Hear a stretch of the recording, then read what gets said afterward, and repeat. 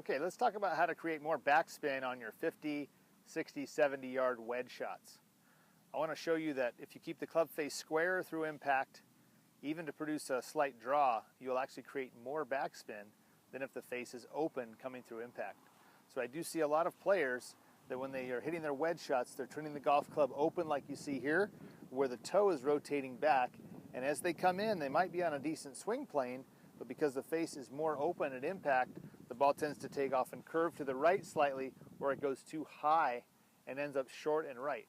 That shot will always have less backspin than one where you actually compress the ball and get more of the ball sticking to the club face as the face is closing through the impact area.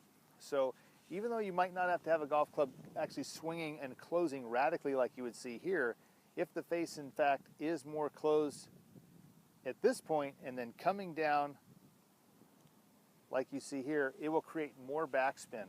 So we want to make sure you know that you don't want the face open at address. We don't want the face opening a lot going back.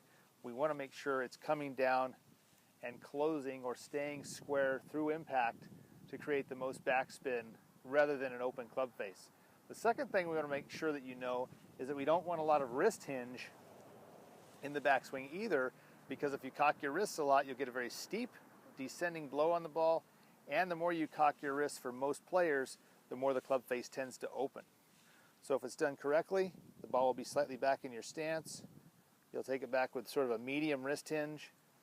The face will stay like you see here, more in a square position, and as you come in, making sure that face is nice and square, even to the point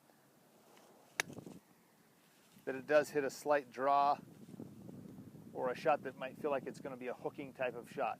It will actually create more backspin. So once again, make sure that when you're set up to the ball is slightly back in your stance. When you swing back, the club can work back anywhere in this area, sort of straight back to slightly inside. And make sure this club face is staying squarer more than it is opening.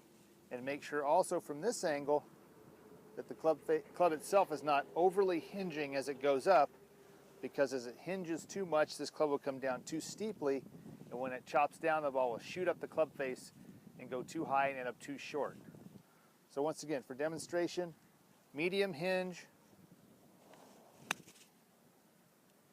nice solid contact. The ball then will stick on the face longer, catch more grooves, giving you more backspin.